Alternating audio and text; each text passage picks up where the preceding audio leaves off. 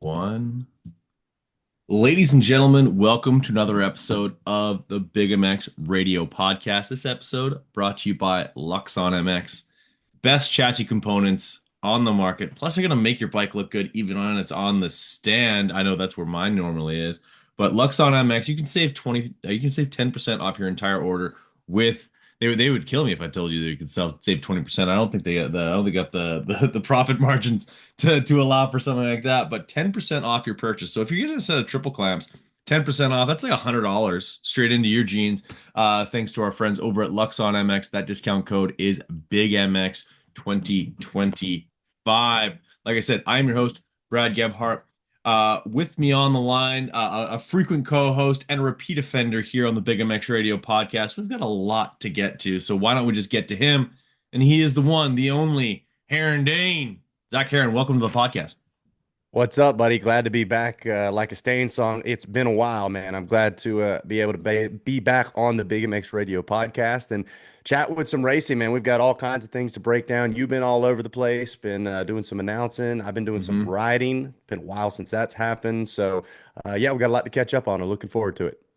Absolutely. I couldn't agree more. I think the last time we were chatting, Jet Lawrence was still alive and well in the Supercross series. Eli Tomac had just wrapped up a win, and we might have been talking shit about some arena cross, which feels like literally it feels like forever ago that championship Lifetimes wrapped ago, up. right? Yeah, it's Literally, crazy. does it not feel like that championship was like November? It's so weird now that I am doing, this announcing gig and so many Yeah. different series and on a regular basis. I always remember watching, The Great Outdoors or whatever the movie was, and I remember Goose Mike Gosser talking about how hard it is to think backwards, right? Like he's like, I'm hmm always thinking about the next event, what state I'm going to be in, what I've got to do, and as soon as somebody asks, "Oh, where were you at last weekend?" Like, dude, I just got back like 24 hours ago, and I cannot for the life of me think about where I've been. So yeah, it's so funny. I saw Vince Freezy's brother, Max Freezy, this past weekend at one of my local tracks and was talking to him. And I'm like, man, He's I got feel like I haven't siblings? talked. Yeah, I haven't talked about Vince Freezy. Yeah, Max Freezy, actually Caleb Russell's practice bike mechanic. So Max more on the GNCC side of things. And that's no joke. That is dead serious. Max races GNCCs as well. And yeah, I Is have he a seen. decent person?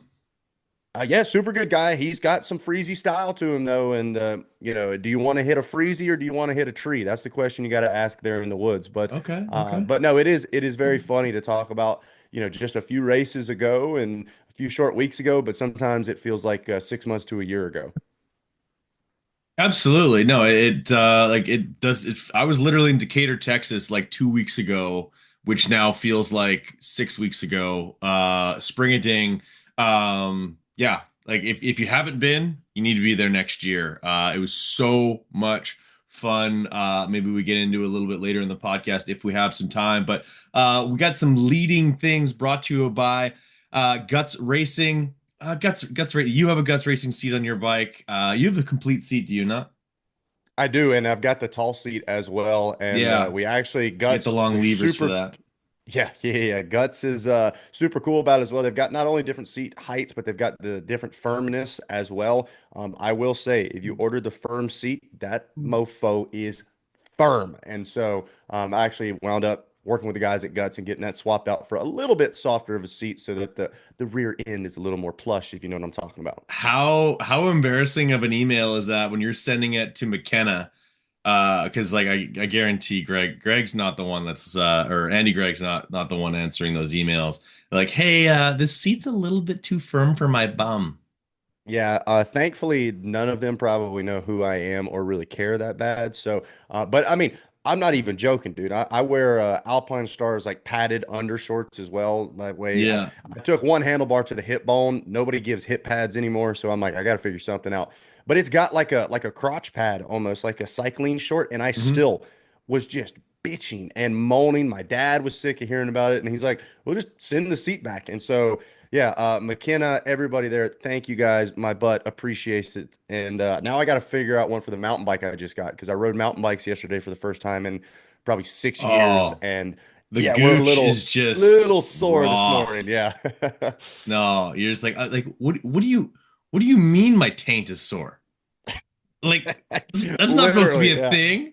Yeah, it's Like it's an awkward convo there with the girlfriend this morning. So No kidding. Yeah, no, it's sensitive. It's sensitive. That is unbelievable. Yeah, but seriously, guts racing seats, whether you need a seat cover, yeah, seat base, seat foam, they have the lightweight seat foam where you're shaving weight right off the motorcycle, and that's high up on the motorcycle, so you're gonna drop the center of gravity and all that. It's literally a performance increase when it comes to a seat like that. Plus, we all wash our bikes with the seat on there. They get waterlogged. You want to swap that out every once in a while and get that taken care of. Yeah.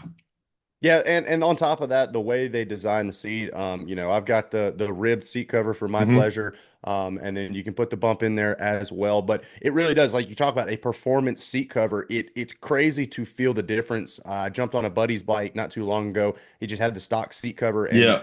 you're sliding around all over the place. I know a lot of guys really talk about changing the seat covers and what they do in GNCC as well, Hmm. depending on the conditions. So I know it's something that we talk about suspension, we talk about tires, but when you really get down to the fine details, seat cover and seat quality just as important. And guts, I think that's got to be the number one name mentioned when you talk about top level seats.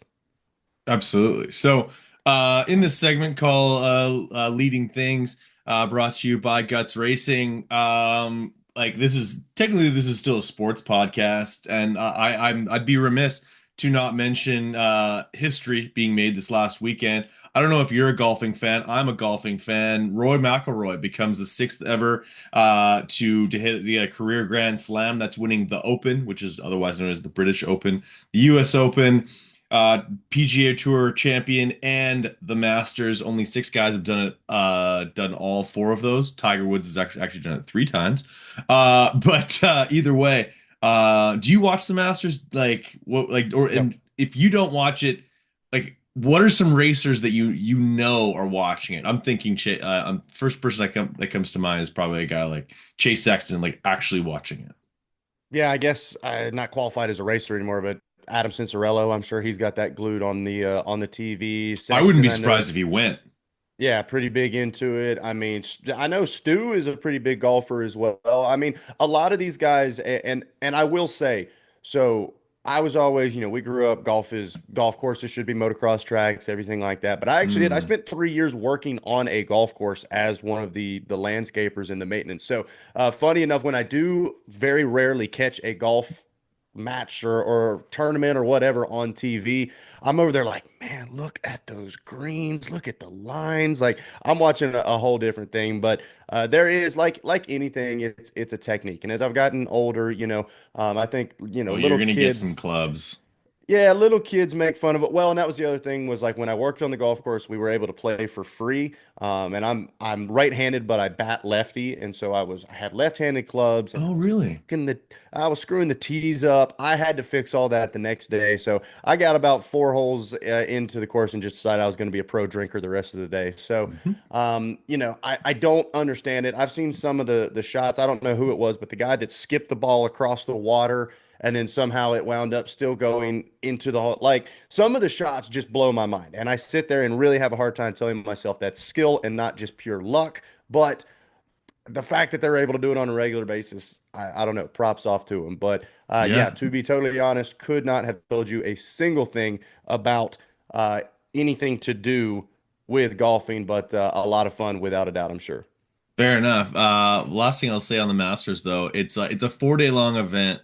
In fact, it's more like a week, but people typically like hone in on like the Friday, Saturday, and the Sunday. I hear from moto fans all the time that they gripe, they bitch, they moan about like day races. Oh, I'm not like I'm busy on a Saturday afternoon. I'm doing stuff. I can't tune into the race. Same thing with the Nationals. If the gate drops at 1 o'clock, like I'm going riding myself, or I've got a honeydew list to do. I can't watch the race. But golfing fans, and maybe it's just because it's one tournament only throughout the year. People seem to be locked into it all day long, like on a beautiful Saturday afternoon. What's the difference? I don't know, man. I mean, I think moto people are doers. I think you got a lot of hardworking blue collar players and or riders, I should say. Whereas I think golf a little bit more of a white collar-esque sport. I Yeah, also yeah, well, and I also think the it's country maybe, clubbers. yeah, maybe a little easier to follow along with. I mean, let's say, the guy who's going to the track on Saturday, he's going out for, a 20-minute session every hour or so. It's kind of hard to be able to keep up with a race while you're doing that. You're sitting there, maybe got it pulled up on the phone or something like that. Well, 20 minutes goes by, you come back, it takes you 5 minutes to catch your breath. Now you've missed two heats, an LCQ, whatever.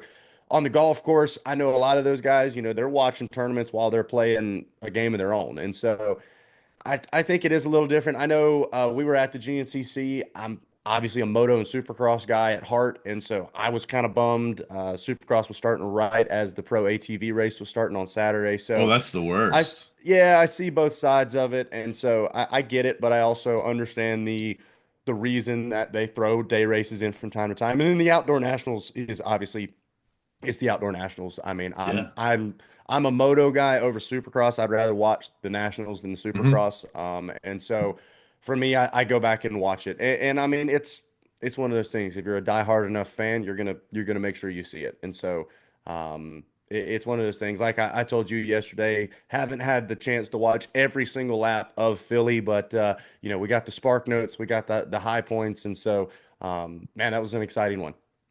Certainly was. And before we get to breaking down Philly Supercross, Moto season's back, and that means that Zac Herrin's been putting some knobbies in the dirt. Is this going to be a regular thing for you? And the listeners Whew. need to know, how's the knee, big guy? Yeah, so if you remember last year out at Verbadilla, Who could forget? Skills ran out.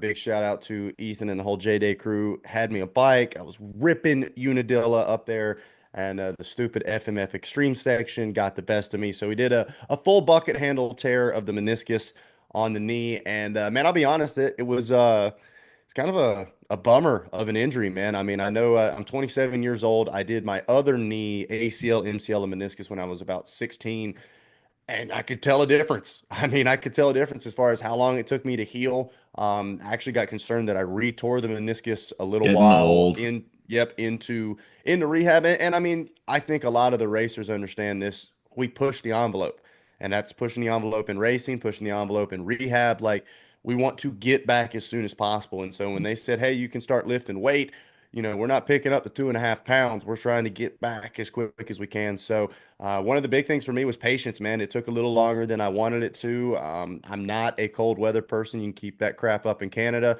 And so I was like, once it got good and cold, I'm not riding. And so we started to get some warm days here in North Carolina. I'm starting to get back on the treadmill, starting to get back lifting to where I was like, hey, let's test this thing out and go out and ride. And man, it felt so good to be back on a bike. I mean, I'm slow as crap. I'm out of shape. I got arm pump pulling into the property, but at the same time, man, it's just we talk about throttle therapy and just the relief that you get from being back on a motorcycle. You couldn't have slapped a smile off my face. And so man, I hope it is going to be a regular thing. I've been able to ride, I believe, 3 or 4 times this year already.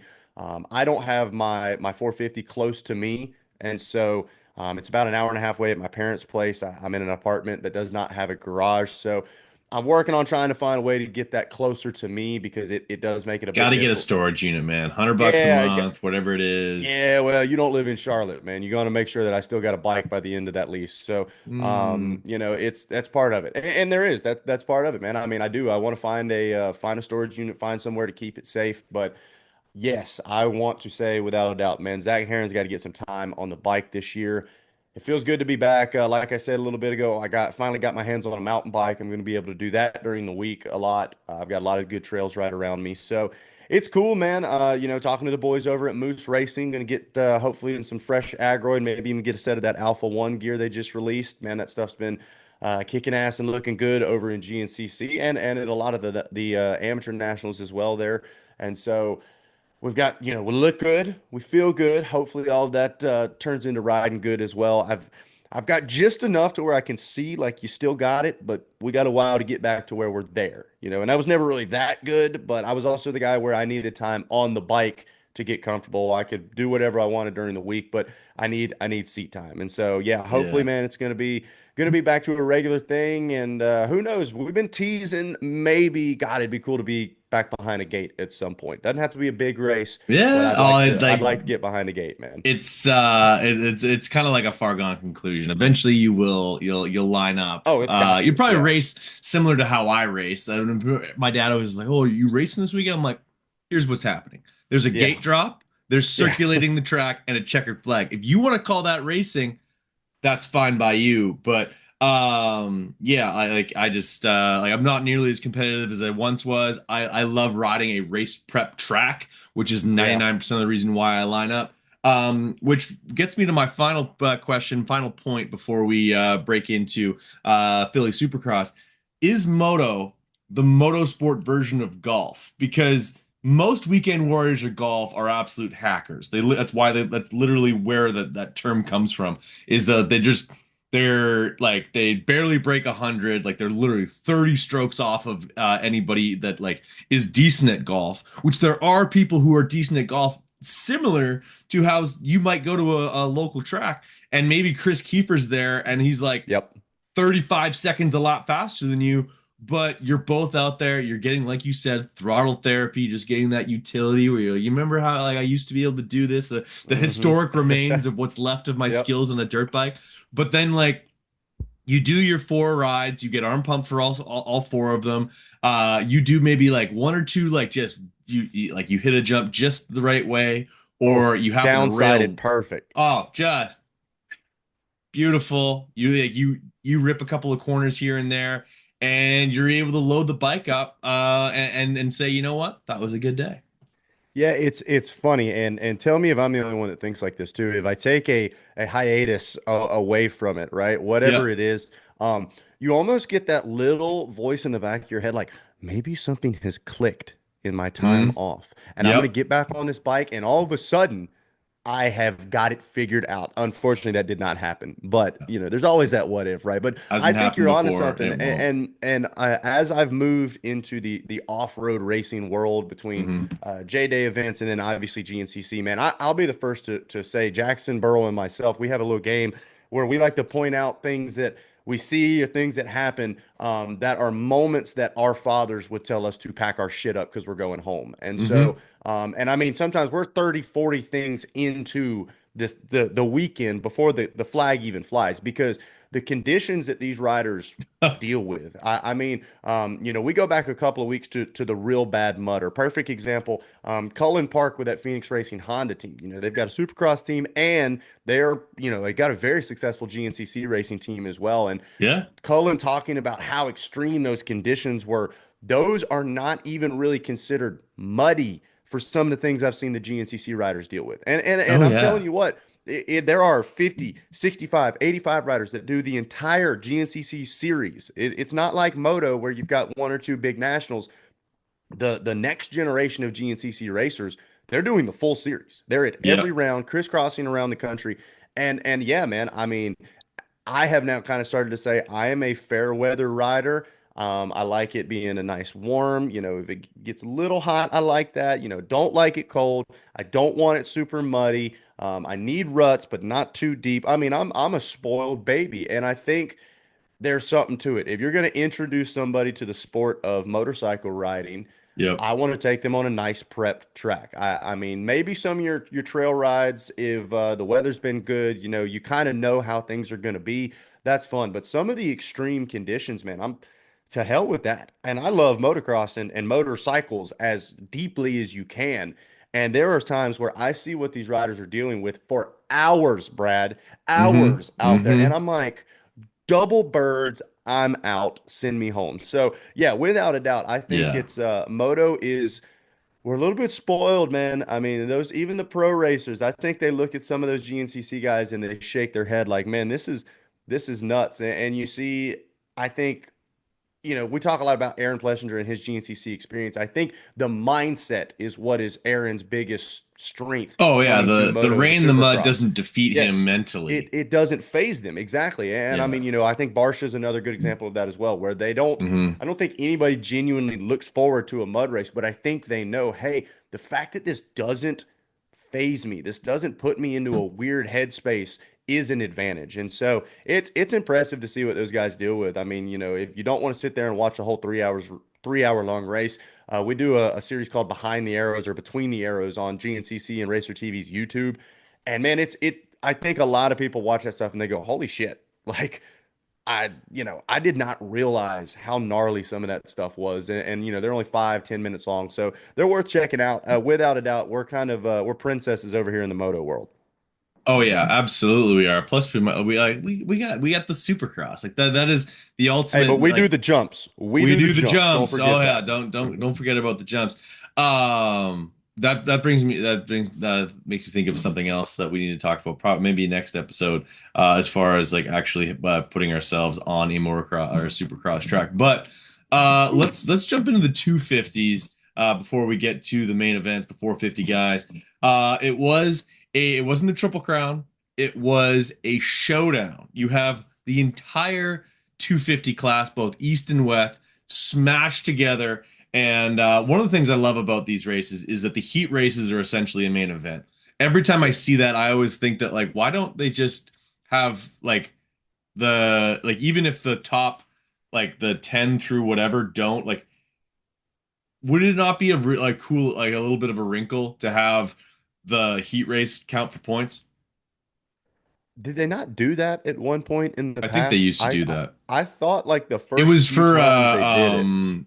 no, it was back in the day in Vegas, the heat races were mains and Were the then mains, and then they they just were had the the mains shootout and as then its the own shootout meant race. nothing. Yep.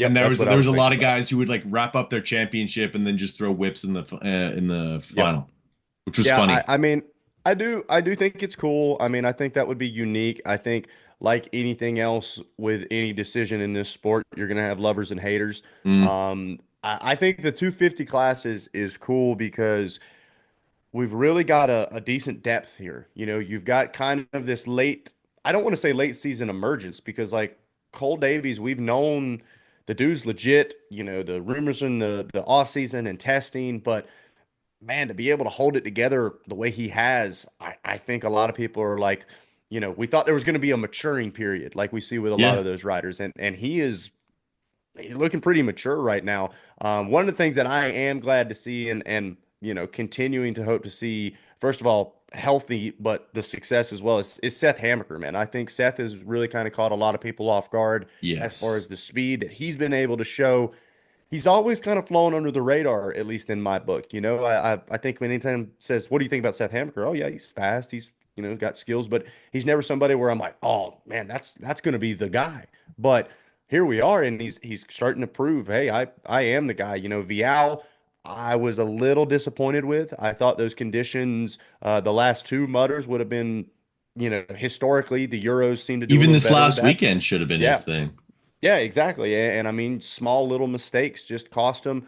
And then, you've got Deegan. He did the involuntary belly flop there in practice or qualifying. And um, those conditions, man, I think even Deegan, that's a good day for him. He's going to take it, keep on rocking. I think your Chance Hymases, your Julian Beaumaires, they're the ones that are kind of looking at this past weekend like a what could have been. And man, we got to find more.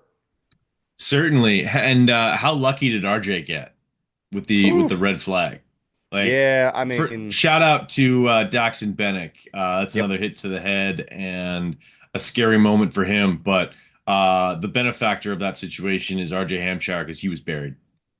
Yeah, it is. It's the highs and lows of the sport, man. Daxton's a Carolina boy here locally. I've got some friends that kind of grew up riding out at his house. My dad knows his dad, and it is a bummer, man. It's just sometimes the quicksand of this sport in the sense of an injury right back into an injury that is so detrimental to your momentum as a career. Mhm. He's young. He didn't have the season he was wanting in Star. We knew there was a lot that he needed to prove. He showed like, hey, I'm ready to prove it. And then, the injuries happen. It is a bummer. And we've seen it before, certain guys, they cannot get out of that plague where it's a couple of good races and then an injury. And it's, 2, 3 months and then a couple of good races and then it happens again. And so, and then on top of that, man, I really think the sport as a whole and racing as a whole, we've stepped up concussion awareness and the things that can happen from that. I think there's a lot of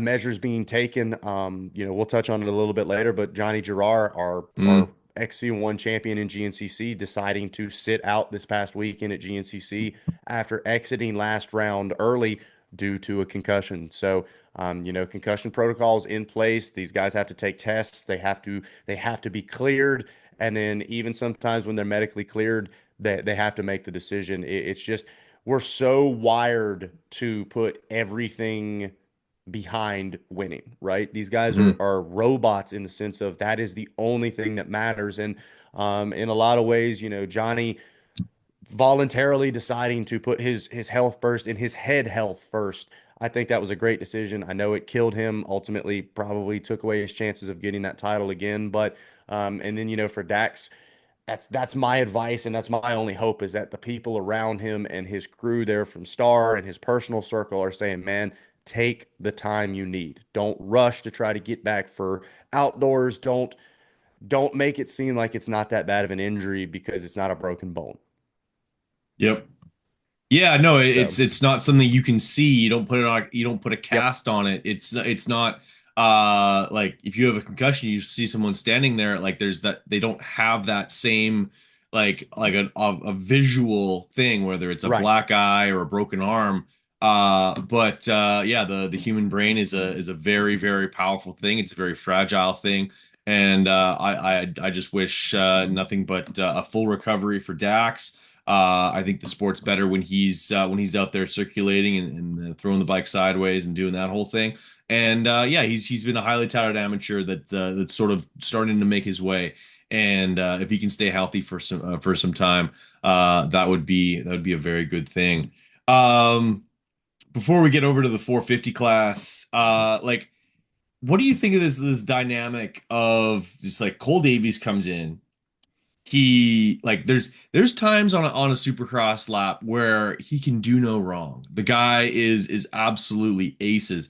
And then there's other times where he'll clunk a rhythm section about as amateurish as you can possibly imagine.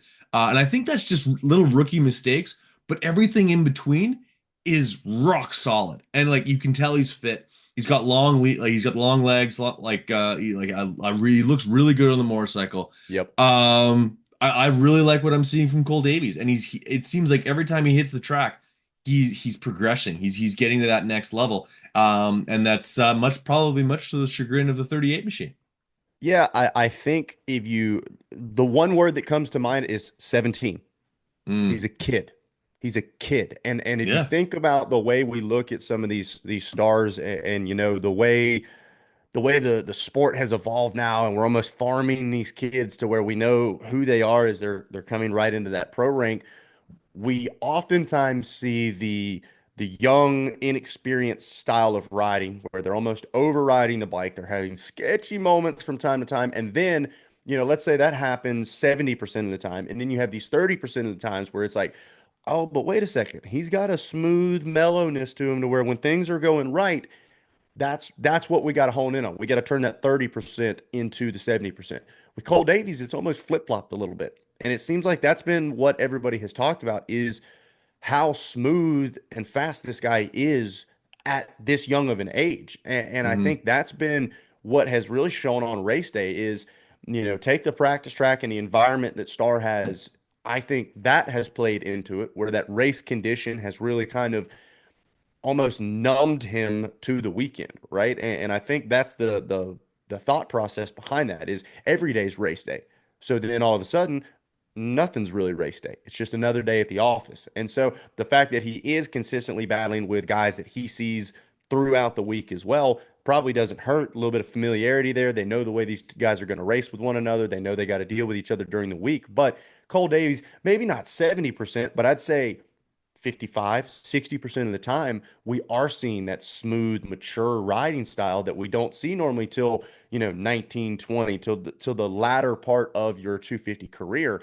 And that's where everybody's like, whoa, this is dangerous because what actually needs to be refined is significantly smaller than we see in a lot of these other, all stars, if you will, that are moving up. And I think Part of that has got to be the SMX Next program as well. I know there's a lot of haters on it, but I think so much of just the familiarity. I'm not saying that the guy does one SMX Next race and all of a sudden he knows how to be a Supercross winner, but the environment has got to be such a big deal, man. I mean, I don't care if I'm at Chicken Lick Raceway. If I get back behind the gate, I'm going to be so nervous. It's just I'm going to be in my stomach will be in knots, man. I mean, I was always a guy that got super nervous, and a lot of these pros are as well. So if you can get some of those amateur cobwebs out where it's like, oh my God, this is my first opening ceremony. This is my first time being in front of, 70,000 people. Those are things that the racing community doesn't talk about enough, but as people, you're nervous. There's no other way to talk about it. I mean, as an announcer, my first time on the Florida AMA Arena Cross, being in the spotlight, I was nervous. That's part of it. And these riders learning to deal with those emotions and deal with the strain of race day and the autographs and stuff like that. I think that has helped Cole create a comfort to where now he shows up to race day. He knows what his job is. He knows how to do his job. And now he's working on the only thing left, executing that week in and week out. 100%. And the points gap now is 17 points. I don't think we would have ever predicted that Cole Davies would be second in this championship. And a lot of that has to do with, I think it comes down to, like, obviously he has made a step. He's won the last two races. He put himself in a position to be successful in this championship series. But it's come on like wildfire, just in almost like very recent fashion.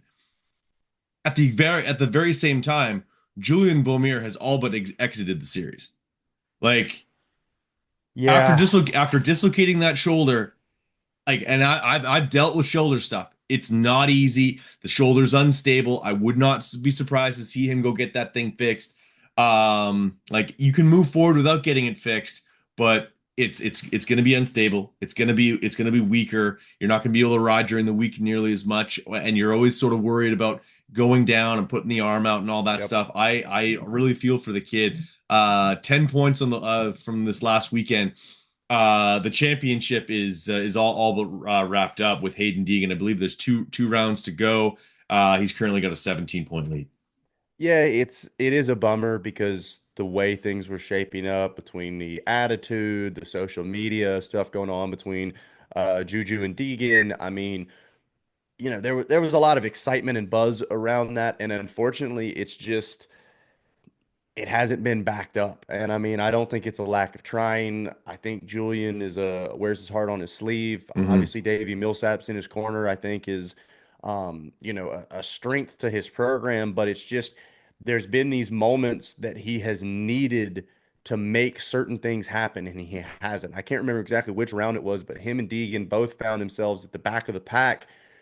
Julian was not moving forward. Haiden Deegan seems to have that ability to, I mean, quite frankly, bully. He bullies the rest of the class into getting out of his way. He is showing you wheels any spot he can. He's revving at you. He's going to make contact with you. He does not give a shit. And Julian Beaumer, I don't think has that same DGAF mindset. And it's just unfortunately right now, Haiden is he's the guy. Cole and there's I guess argument's sake that could be said that Cole gets raced maybe a little different than the rest of the class from Haiden, Mm. but man, it's just these clutch moments. Hayden's been able to make things happen.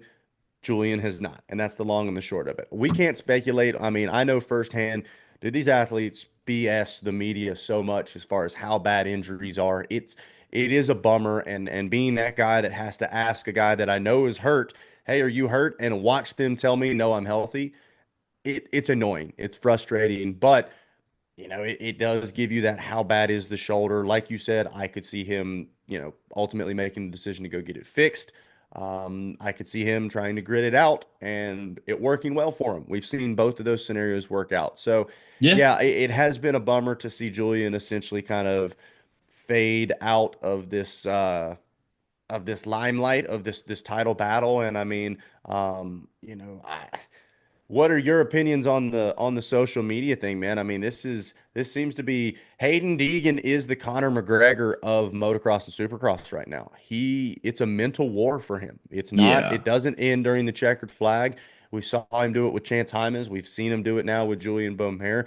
This dude is He's done in it your with head. literally everyone he's combated with Everybody. in any way, shape, or form. 24/7. And it's one of those deals where, that's a new aspect of racing that we haven't seen. Most of these guys pretty cordial, pretty, props, whatever. We've seen, your Jason Lawrence's, he was probably the most like this as far as, that was pre-social media, but best Yeah. believe I'm sure Jason Lawrence, seeing his Instagram now, would have been posting, talking smack about his Oh, competitors.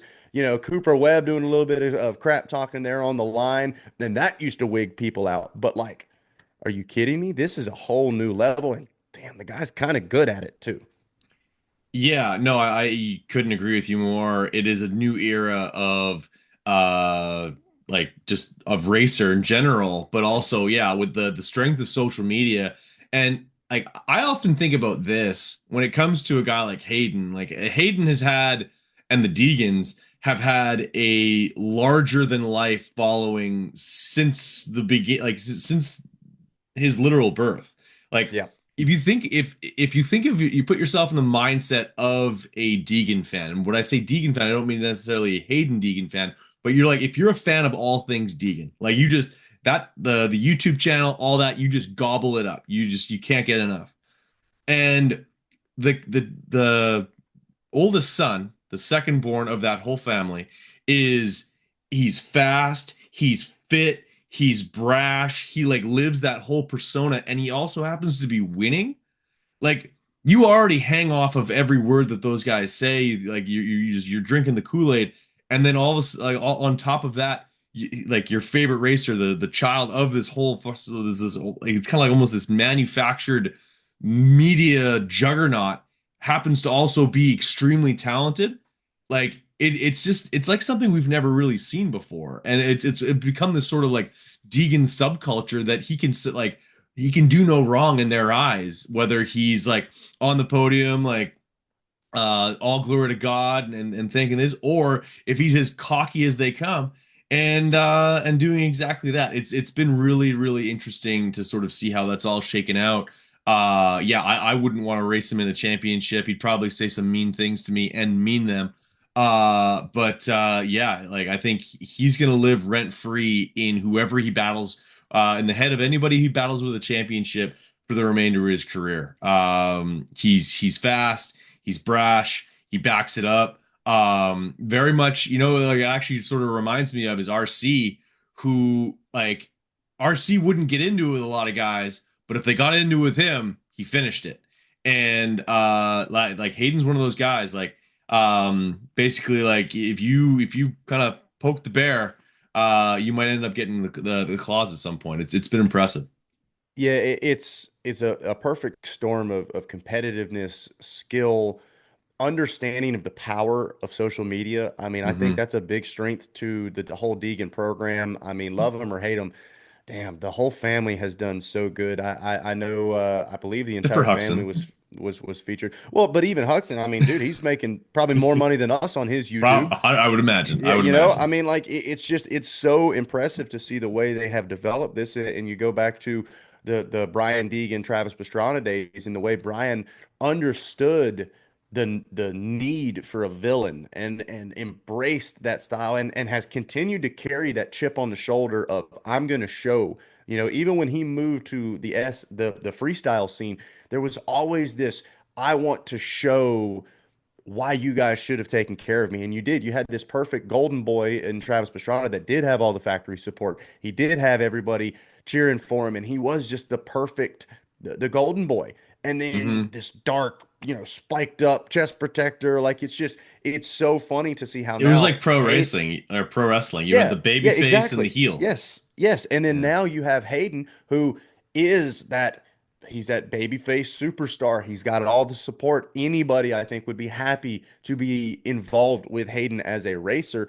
But then he's got the drama that just that's what sinks the hooks into people.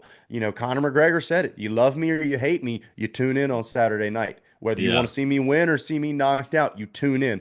And Hayden understands that. He embraces the hate. He comments back to people. He enjoys it. I think he finds it funny. And then I think he knows there's nobody else right now that is actively making TikToks, Instagram posts, shit talking their competitors. There's nobody else out there. And you go back, I would love to have been a fly on the wall with Bob Hanna back in the day. He seemed like a guy Oh, that wouldn't be scared to hell talk a little yeah. shit to you. Ricky Johnson, the bad boy. I'm sure he had some words here and there, but this new era, it's 24/7 and it happens in front of millions of people, which only echoes and emphasizes the impact. And so, yeah, I think it spins a lot of the other competitors out, and somebody is going to have to learn how to basically, nut up or shut up, if you will. Somebody's going to have to match that intensity. And we saw that from Julian on social media. But then, man, you can talk all the smack in the world, but if you're not beating him on Saturday night, then it just kind of looks silly.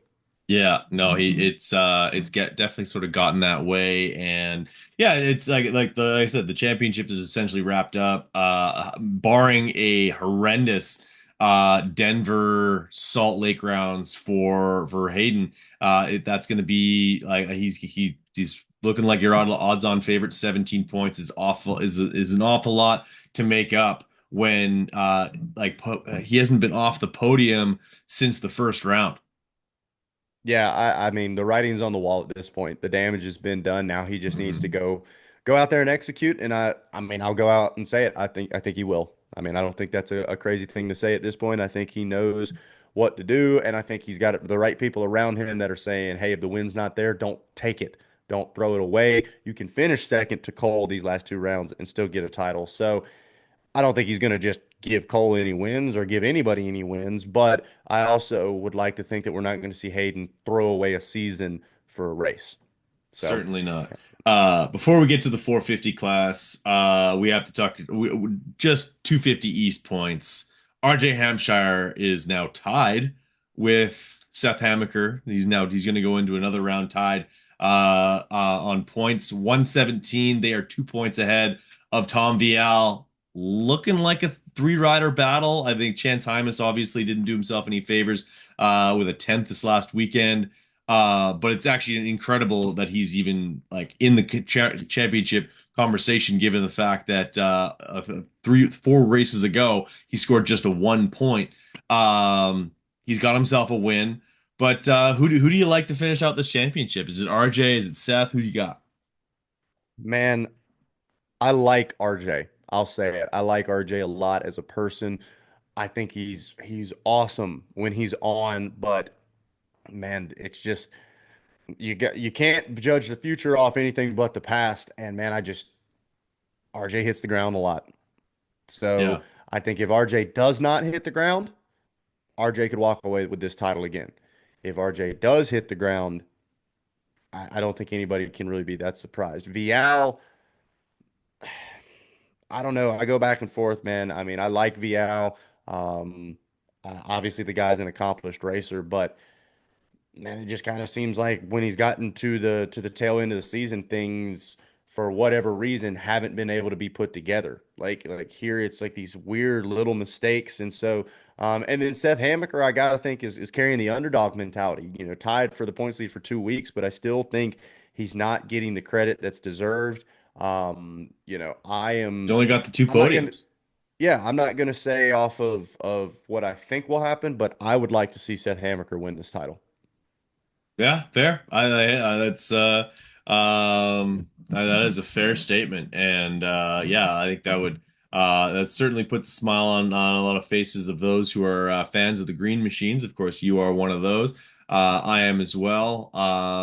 Yeah, I think that I think on pure raw speed, one lap in the class, it's RJ. I It's got to think be. Yeah, it's no got to question. be. He just is. But at the same time, like he's got two races on single digit points this year, including the previous round, which was in was that Foxborough. Like you don't know what you're gonna get like kind of rolling out the season with RJ. He may rattle off a couple of wins. He also could easily find himself on the ground. So we got to race these races and figure out exactly how that's going to be. Honestly, if I'm being honest as well, I'd like to see Seth Hamaker get it done as well. Let's move it on over to the 450 class where Chase Sexton. I think that what do you got to do? Unfortunately for him and racing fans everywhere, I don't think there is enough in the 450 class right now to stop Cooper Webb from getting at least getting second.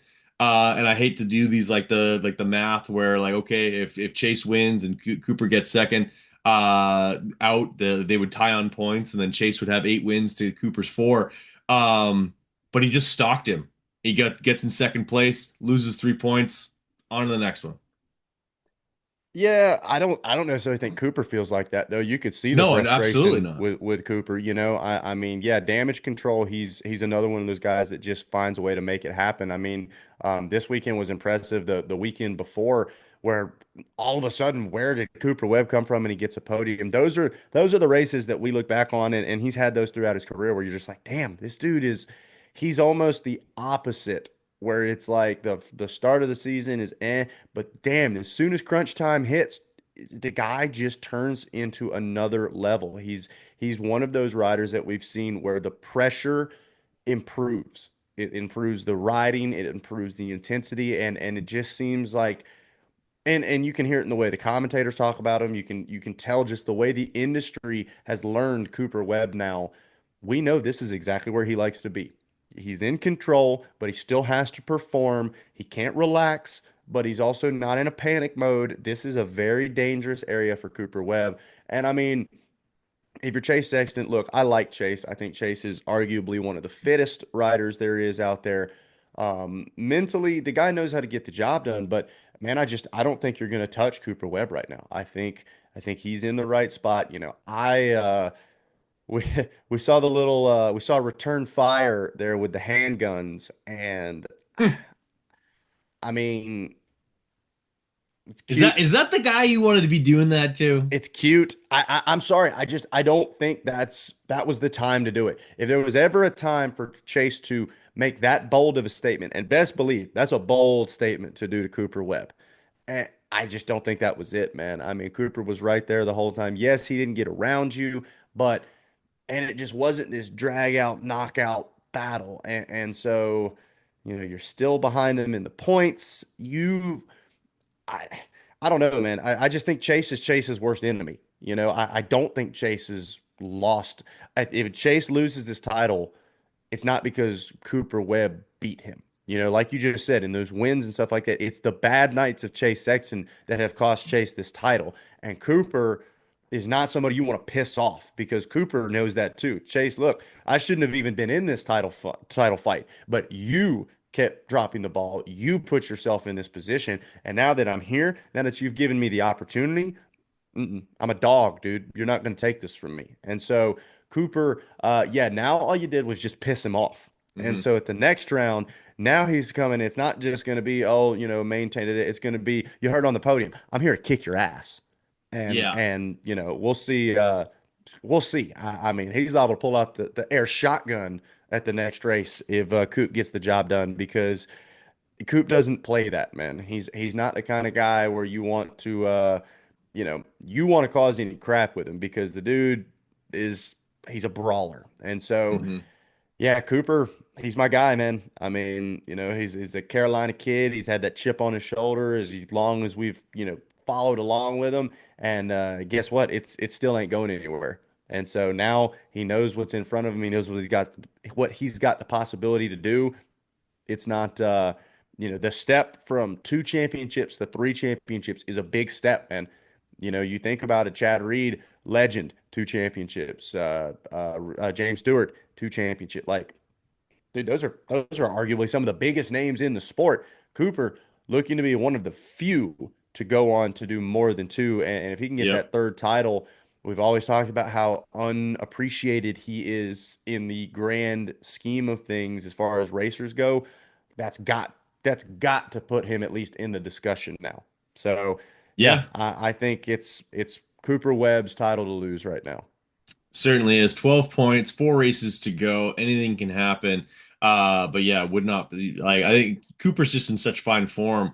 I don't see him getting second out. I still think he has a 1 or 2 wins under his belt before the end of this thing. He's only been off the podium 3 times all year.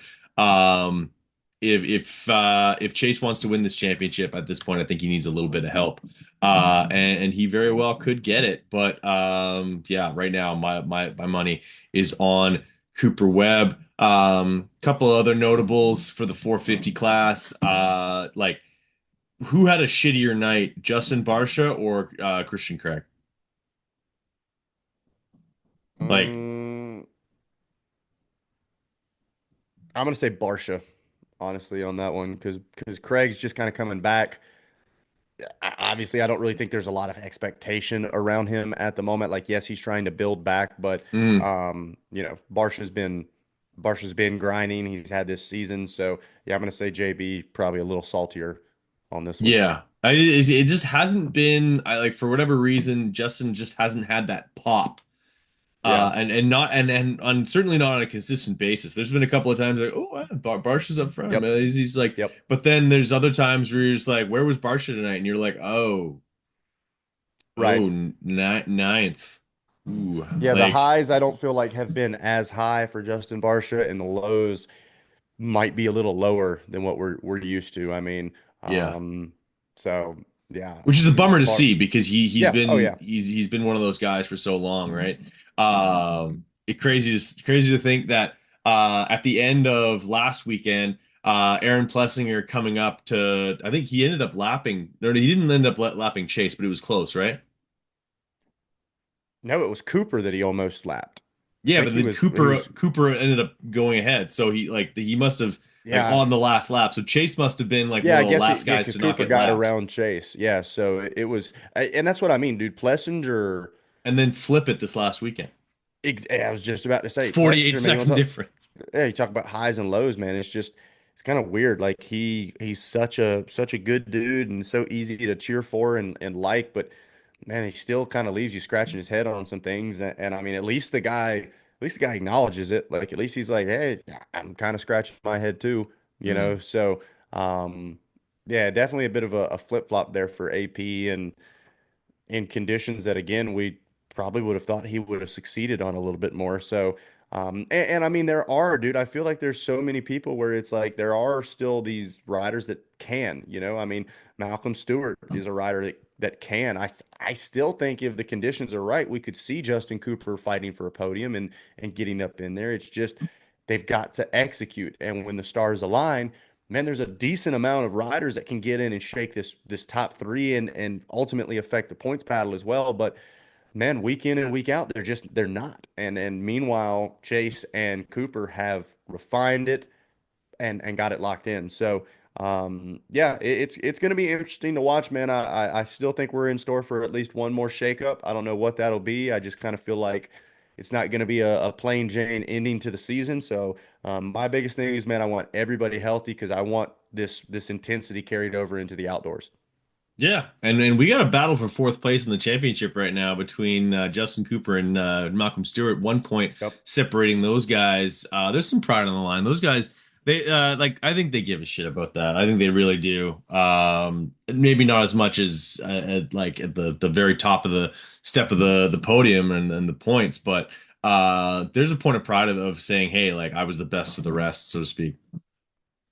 Yeah, and I mean, if I understand correctly, Malcolm contract year, correct? I think everybody, yeah, all those Yeah, guys. I mean the silly season side of Plessinger, things is yeah. getting, I think, is in untalked about or not talked about as much pressure as well, man. There's a lot of riders riding for spots next year right now. They're Yeah. they're The they're only one we trying to know prove. of like the only shoe to drop so far is Benny Bloss of all Yeah, people. Yeah. solid pickup for the Beta crew. Hey, the Liqui beta team has been making some strides. I know that there's some snickering that was going on when that team first rolled in. The bikes look kind of funky. Like they're a brand new team. They're known for being an off-road team, but Benny's been putting that bike in some really good spots all season long. I think Mitchell Oldenburg as well. They both seem to be acclimating to the bike really, really well. I think the team likes those guys. So yeah, it's been encouraging to see. And yeah, like Benny locked up for, did he sign 1 or 2 more years? I think 2 more years. I was about to say I think it was a 2-year deal. Yeah, that's great. I love that for Yep. Benny. Benny, if he can get some momentum and like I think that's going to be a good bike for him outdoors. He can be a 5'7" guy outdoors on a regular basis. He's got a lot. He's got tons of skills outdoors. And Yeah, same thing with I think it's Supercross, I think. it's a good pick for them. I think like you said, everybody's happy, and man, that's so important. The riders, the teams, all vibing together, especially still being relatively new in the Supercross motocross scene. I think they know they've got a good package going, consistent results. And so yeah, all in all, I think that's a great deal. Congrats to Benny, and the silly season side of things is going to be. It's going to be interesting, man. It's like it's like that gif of numbers and symbols all circling around your head because there's so many what ifs and Yeah. the way it all plays out, waiting for this rider to sign, and then that opens up all of this other stuff. It's man, I mean, it's just, what if, what if, what if. Well, Roxon's going back to Suzuki. I don't think he is at this point in his career. I don't think he is in of the mindset and the like I think he wants to finish out his career with a great team and good people around him. Larry Brooks is amazing. Dustin Pipes, amazing. I think he just wants to be there. I think it's been really successful for him. And why not like finish off the career with a great people around you on a good motorcycle that you can still win on, and again continue doing that program. I don't think there's a real reason for him to want to leave that situation. Justin Barsha doesn't look like he's going back to Gas for a myriad of reasons, whether it be financial on the manufacturer side of things, or I don't know why, but I just feel like that marriage is sort of fractured. Like I Yeah. don't see that like saying like he doesn't seem to be as like in I was not it's not invested. It's just like you ever know like you went out on like a double date with another couple and like you look across the table like yeah they're about to break up. Um that's just like I hate to say it that's what I'm feeling from those guys. I think Anderson's just a question mark. Like do you see him over at Ducati? That's kind of where I pencil Barsha in. So does Ducati's 450 team consist of Jason Anderson and Justin Barsha? Like, are those guys the same and also so different all at the same time? It'd be they call it the enforcer Ducati team though. They'd not be the ones to screw with, that's for sure. Oh yeah. I mean, they need to paint those machines black, put a number three on them, and tell everybody to get out of the way. But yeah, I don't know, man. It's going to be interesting. I agree. I mean, I think so much of the environment around the Gas crew was the Troy Lee team and everything that they had working together. It just seemed like they had such a good relationship with Justin and they understood like I think that honestly could secure Justin the Ducati deal more so than Jason just off of the familiarity, the trust that's been built. I mean, you go and I've been watching a lot of the moto inside the outdoors in the gym while I'm running and stuff. And you go back to when Dungy moved from Suzuki over to KTM and the question marks that surrounded that. That was trust based and more person and personnel based than the machine Yes. itself. And you got to think that same application is going to Ducati. And I mean, I don't think it's a secret that Justin was in talks with them and everybody knows, clearly he's on the radar for that. But I don't think, and I have not at least heard what's going on with Jason Anderson and pulling out a season and everything like that. But nonetheless, from a global viewpoint, that probably does not help his odds with that. So I don't know. I agree. It's a big question mark, and I mean, I think we talk about Anderson leaving Cowie, the Chase Sexton drama between KTM and Cowie, and what I all's think that is happening. where he goes, though. I really do. I don't know why. I just, I think that's where he yeah, goes. I I don't I know. I mean, I think there's just it's just tough, man. You listen to the past opinions of Kawasaki. You heard what Villapoto said when he hung up the boots, and then Tomac ultimately deciding to move away from it, and the almost complete change of Tomac as a person. Was that just getting older and starting to appreciate that your career is going to be ending soon, or was it a genuine like, man, the personality and just the vibes are so much different over here. And it's like Chase seems extremely hard on himself. And yeah, I don't know. I don't know how I think that dynamic works. I'm ecstatic to see the way it looks because I think Chase has got some sick style. I don't know if he picks out what gear he wears. I don't know how involved he is in that, but damn, it doesn't matter what machine Chase section is on. That dude always looks so clean. And as a Cali rider myself, I'll be taking some notes on some, some color options and stuff like that. But yeah, genuinely, I don't know. I don't know whether I think it's a good move, and I don't know whether I think staying's a good move either. Clearly, there's some frustration. There's some things they can't get figured out. So many riders do look back on their career and say, I wish I would have tried a different brand. I wish I would have given myself the opportunity to prove I could do it on a different machine, and they didn't. So, there's also the Chase isn't that old. How many boxes are you going to go through? You're running out of manufacturers here. We So gain them there's, by the every year though. Like he could well, but that's, he yeah, can I go to mean, Triumph, he can go to Beta, he can go to yeah. Ducati. Like Yeah, I mean there are options out there, so we'll see, dude. I mean, I think it's it's going to be interesting. It'd be a pretty big switch for Chase's whole program. Not just the KTM side of things. I don't know off the top of my head if Chase is a Red Bull athlete himself or whether or not that is all he is. through KTM. So you'd have full switching over there. We're not going to see Red Bull Kawasaki. So. Yeah, it's just there's a lot to change over there beyond just the color and the machine itself. Be going Mhm. back from steel to aluminum, like be a big switch. And so I don't know, man. Those guys they balance and they're working through so many different things. I think that's one of those deals where either way I could see it happening, and either way I think there's going to be question marks. So I agree, and that's why we call it silly season because it's I just love it. silly, and we don't know. It's just a game of musical chairs, and who's got the cash to pay these guys? Are we doing a Mount Rushmore, or are we go straight into GNCC at a glance?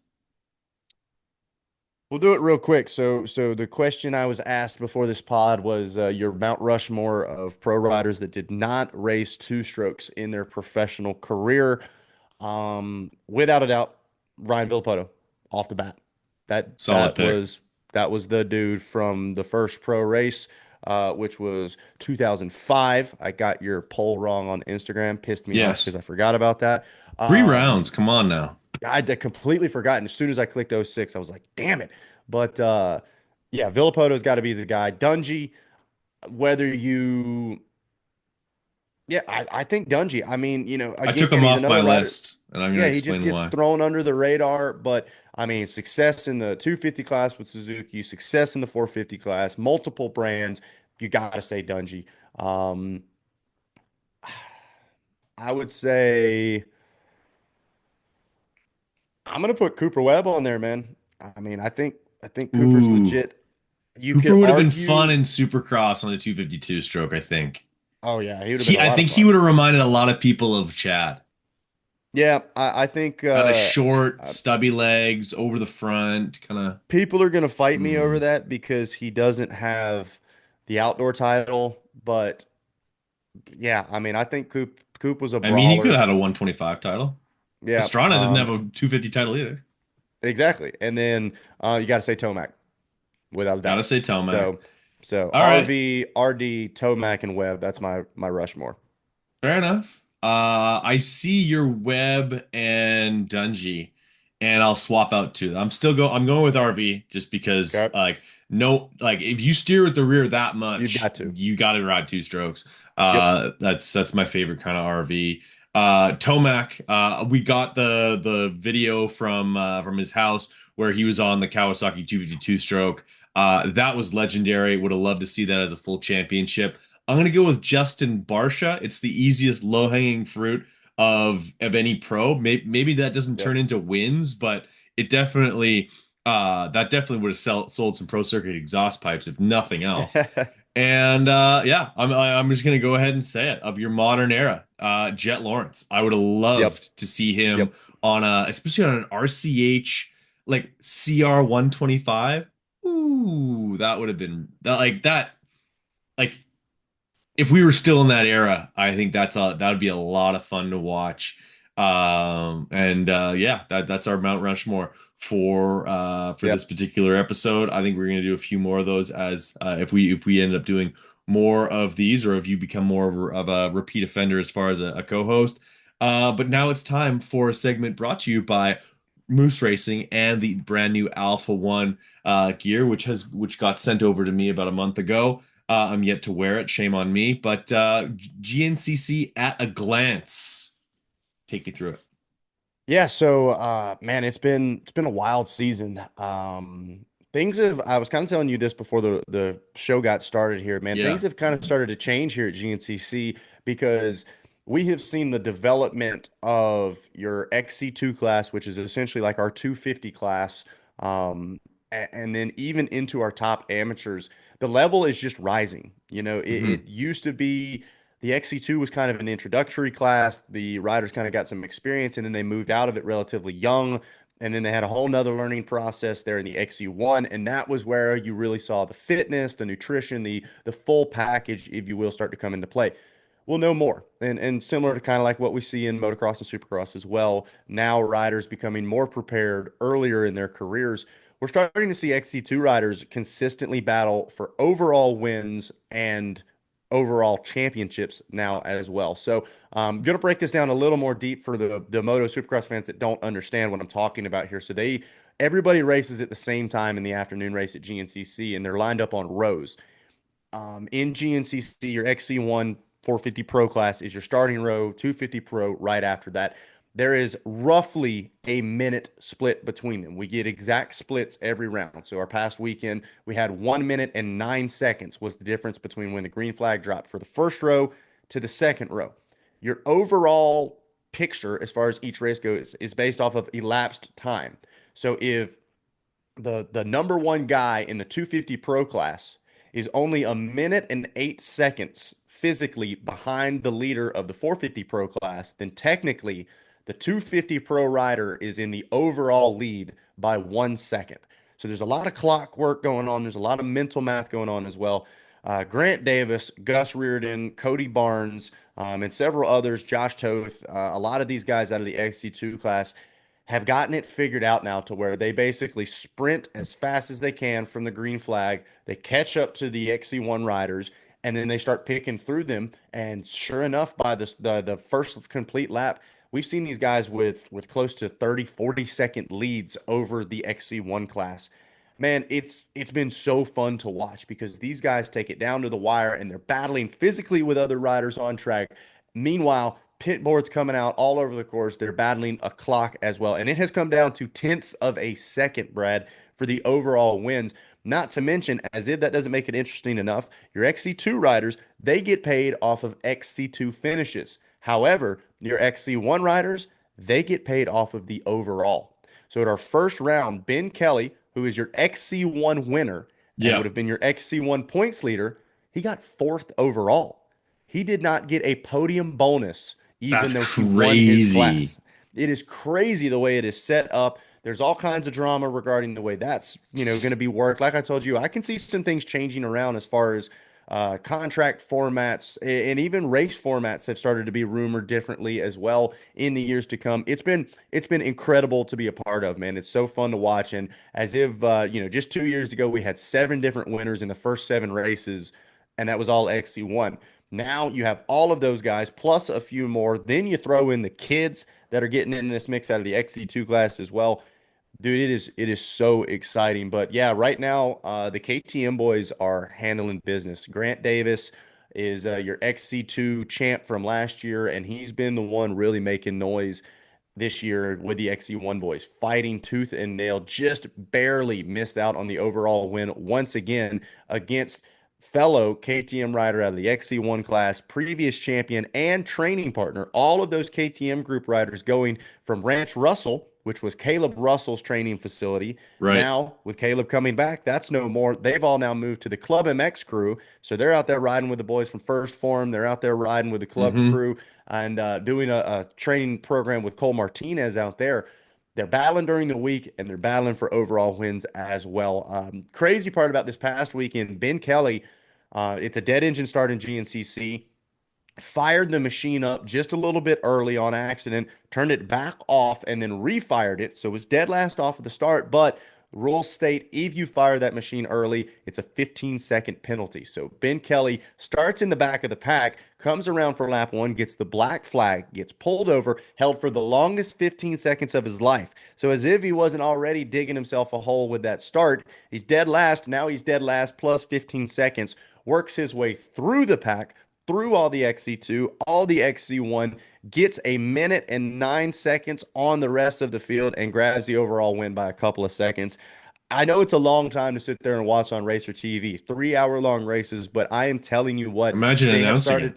Well, that's what I'm saying. They have started to fly by. I mean, Mikey Wayne's, they talk about the days of Caleb Russell dominance where it was, the guy's got 3 minutes on the rest of the field, and we're only an hour into the 3 hour long race. That is painful to announce. Here, dude, it is. We're drawing on whiteboards. We're doing mental math. We've got all kinds of splits going on, battles all the way through the field. 3 hours have been going by in the blink of an eye because there's so much going on. And for the first time ever, we heard Grant Davis's dad talking about this last year at the banquet. He was a little, we were all a little sauced up celebrating a successful year. But Grant Davis's dad told me, hey, I'm telling you, man, Grant, he doesn't just want to win XC2. He wants that overall championship from the second row. And we all kind of shook our head. Yeah, well, people in hell want ice water too. All of a sudden, he is second overall in the points, man. This is a legit Yeah. championship fight, not only from our XC1 big dogs, but the kid coming up and trying to steal the overall championship away from him as well. It's fun, man. I mean, it is a ton of fun. Grant Davis, a fellow Moose Racing rider, that Landers KTM team, man, it Hmm. has been a ton of fun. And it's impressive. It has really been cool to watch and cool to be a part of as well with that Racer TV crew. Certainly, and like I've been impressed with Liam Draper. He's yet to get himself a win. I think he gets Absolutely. one. Yep. It has been an absolute roller coaster How for. Go ahead. I was about to say, speaking of Liam Draper, I don't know if you follow him on social media. I do. Liam Draper working with Zach Osborne and the Torque Fit crew that's kind of doing all of his training program. They put Hmm. out some incredible information last week following the previous round. Liam Draper locked into a battle trying to get on the podium. He was able to do that, put the Ampro Yamaha and Moose Racing gear up there, but they put the heart rate information out. Okay. 3 hours and 14 minutes, Brad, was the total elapsed time that the heart rate was being monitored. Can you tell me what you think the average heart rate was for Liam Draper for 3 hours and 14 minutes? Average heart rate has to be. It's got to be over 160. I'm gonna say his average heart rate was 164. Average heart rate 179 beats per minute Oh, for 3 hours, with max heart rate reaching multiple times 199 beats per minute. Medically, that should not be possible, Brad. no, Like when we that's joke about silliness. taking the heart rate information from off-road These guys racers must and giving lose them, weight in that 3 hours. They must uh, legitimately I like think they said that it so was an depleted. estimated burned over 3,000 calories in that race. Yeah. And I mean, these guys are, man, they're taking hydration. It's not just water. They're taking supplements in that water. Some of them Hmm. taking goos and gels during the pit stops as well. It's, it has really been You'd be cool to dive cramping deep. up. I just cramped Oh, up. dude. Yeah. Dude, I got to switch hands with the microphone. I start to get arm pumps so bad just announcing the race. I can't imagine actually riding this crap, dude. It is insane. And they're going I, as fast as they can from the green flag to the checkers, man. It's just it is really cool to see how gnarly these guys are. I mean the words gnarly, tough, brutal, they just don't do it justice until you see the conditions that they're dealing with, the variables that they're dealing with. There were over 500 bikes on that course during the race, Brad. And I'm Yeah. talking, guys like me and you out there. Meanwhile, Yes. we've got Eli Tomac and Cooper Webb of this discipline blowing by us. And I got a word with Stu Baylor, who unfortunately came together with a lap rider, Yep. crushed a radiator hose. Like things do happen out of their control because of other riders, man. It's just the variables, the crazy conditions. Anything can happen out there. I believe you were getting ready to talk about Johnny Gerard, the up and down season. Yeah, not only him, he has a single win on the year. But he's also, yeah, he pulled out of the one race, The Yep. concussion the following weekend puts him in a huge points hole. But aside from your top three, everybody else has had some seriously off the wall results. Yep. Like Stu Baylor has a win. He has two results in the the back half of the top 10, and then this Yep. last weekend with the whole radiator thing, he's a number of points out. Like Yep. he's basically gonna have to rattle off a couple of wins just to become back into the fight.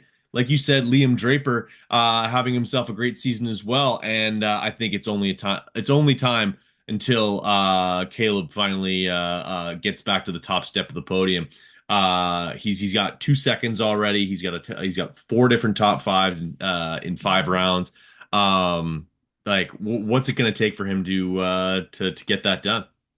Dude, I tell you what, so what was really cool about the return of Caleb Russell for me was the fact that I never got to see him race.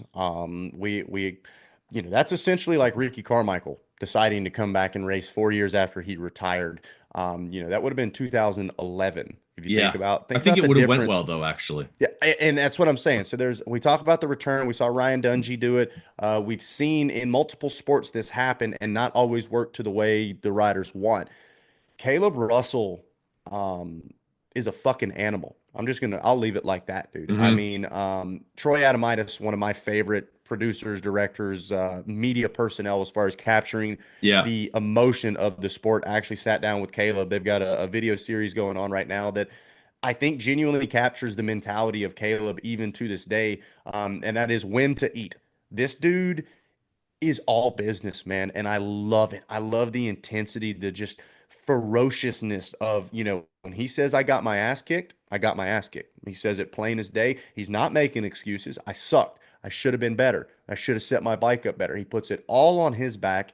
He's not making excuses. Actually, just saw today, got into a little bit of a chirping fest on social media with somebody complaining that Ben Kelly should have been penalized further for starting his bike up and that Caleb should have won. Caleb, I mean, I'm talking a paragraph essentially saying, no, Ben Kelly was penalized. He was penalized by the rules as they always have been, and then proceeded to work his way out of the hole, pass me, and put a minute on me. No. Ben Kelly kicked my ass and deserved that win just like yeah, everybody else does. And he's saying, essentially, he hopes the mentality of the future generations don't create that dynamic where it's, oh, there should have been more penalties. No, you got beat. The final sentence of his post: winners win, losers make excuses why they didn't, and that sums up Caleb Russell to a T because he yeah. didn't. Gotta love it. There's no excuses. I Gotta got to be respect it. better.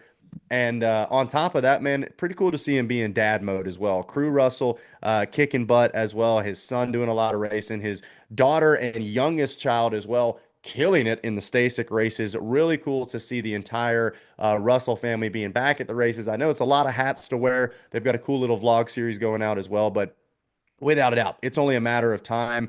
And best believe when this guy gets a taste of victory, not good news for the rest of the field.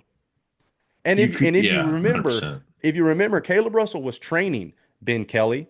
He was training Grant Davis, Johnny Gerard, Craig DeLong. All of these guys were working with Caleb, and you've got to believe that a trainer probably sees the highs and the lows of a rider during the week. He sees how mentally tough they are, how bad they want to do the work, and you best believe a competitor like Caleb Russell has all of that in the filing cabinet, knowing exactly who's going to be down in the nitty gritty. He's always given a lot of props to Johnny Gerard, Grant Davis, Playboy as he likes to call him. He knows this kid is legit. Ben Kelly does the work. I just think Caleb feels like he's got these guys figured out a little bit because he was so involved with shaping them and their program. And then a little bit of sore subject, maybe some hurt feelings as well, creating separation between the Ranch Russell group that was training there and then ultimately Caleb saying, hey, I'm coming back. You guys have got to go. So there's a little bit of a point to prove. I know Johnny Gerard and Caleb had a battle to the nth degree at our second round in Wild Boar, and they both kind of talking to him off mic. They were looking to make a point. Johnny Gerard was like, I was ready to die because I was not going to let Caleb Russell beat me in what was known as one of the most physically demanding tracks out there. Meanwhile, Caleb Russell, all he saw was a big steak right in front of him, waving around like a rabid dog because he clearly wanted to make a point to be like, "Yep, I trained you, but didn't tell you everything that I know." Yeah, left a few things for himself, and he's putting those to good use. What's the next round, and when are we going to see that first win from Caleb? I'm putting Let's you on the take a look spot. here on the calendar. Next round going to be a couple of weeks. It's Powerline Park, which is a we'll see. I mean, dude, I tell you what, everybody Not has on a been ski wanting to hill. watch. No, that is snowshoe. That'll be in Oh, late okay. June. So, Okay. no, Powerline Park is a fun one. I've been told maybe some changes being made to the course, so I don't want to speculate too much. But I think the biggest thing or the biggest question mark surrounding these rounds, everybody wants to come out and watch GNCC racing, Mother Nature included. So that's going to be a big telltale I hope sign. it pours rain for you, Yeah. Oh, it probably will. Yep. And so, luckily, Moto for T's your got me sake. stocked up with lots of rain coverage. So, and at this point, I'm starting to develop the GNCC mentality where I'm like, yeah, to hell with it. If it rains, it rains. Like, whatever. The microphones work wet, so it's part of it. But yeah, I think we see a Caleb Russell win soon. I think we need another really hot race. And he's looks like he's getting the starts figured out. I know there was a lot of work being done with Caleb and that Ampro crew to try to get him comfortable, and it's still being done. He's getting there. You can actually kind of see Caleb's personality starting to show a little bit more because he can see, he can taste that we're starting to get close. But yeah, I want to say I'll go out on a limb and say before the end of summer break, which is after snowshoe in June, we'll see a Caleb Russell win. We'll just put that out there. Fair enough. Fair enough. What's the next event on your schedule? Is that it? 2 weeks? No, man. So I'm packing up as soon as we hang up. I'll be flying out to Las Vegas tomorrow. Oh, that's Yep, right. we've There's got a the big World race Mini Grand happening this Prix. weekend. Yep. And so we'll be doing that. And then that's going to be a ton of fun. A lot of big names signing up for that one. Some new Hmm. faces showing up as well. And then get back home, I believe, Monday morning at like 4:30 in the morning. And then I'll be flying back out to the West Coast in California for the opening round of the Bagger Racing League. And so that'll be Oh, you're doing a that again double. this year. Yep. We'll be back with that, doing it a little differently this year. At least that's the plan. We'll be out in person for rounds one and two, and then the rest of the series is going to be announcing remotely. So, cool opportunity there with Rob Bidas and the entire BRL crew, making sure I can still be involved with it, but going to be doing it remotely from home as we did the final rounds of last season. So, it worked well. It's going to be a ton of fun, but very excited to be out there in person for the opening few rounds, get up close. Really talk with a lot of the riders. It's always kind of weird that first year because you don't know who's who. Like I know who Cody Gilmore is because he used to race, but then your Ruben Zaus, your Jake Masters. I mean, we've got some big names, and I think a couple of new Masters has faces. great style. I don't even know if he Oh wins a man, lot of races, but like Grace, that he guy does. is a He kicks ass, style and he's a master. badass on a dirt bike as well. So, Yeah, no, it really cool to be involved with that, man. I think that that sport has so much potential. They've got some new classes coming up, and really going to be fun. But yeah, so it'll be Vegas this weekend, California next weekend, and then right into the next GNCC in, I believe, Pennsylvania is where Powerline Park's at. So. Yep, killer. it's go go go, man. Yeah, it's like I said, that's part of the reason I need a bike close to me is I'm riding during the week because most of the weekends are busy. Love it, my friend. Thank you so much for making some time for the podcast.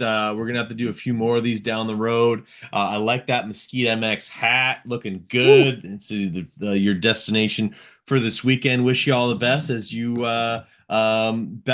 It's the battle of the silver tongues between you and Kevin Kelly. Yeah, Hey, it's gonna be a ton of fun, man. Yeah, absolutely. Kevin's a hoot. He is so I've always been called quick-witted, but man, that guy, he can spit them out so fast. yeah. Does an incredible dog impression. He had all the dogs going crazy the last time I announced with him. So it's always a good time with Kevin. All the Vert boys going to be out there. We'll have tons of video media getting put out as well. But no, man, like I said, I am very glad to be back on Big MX Radio. It's been Oh, far hell too yeah. long. Well, way too long. Stupid Charlotte traffic killing me yesterday. So it It's all took like good. an hour and a half to get home.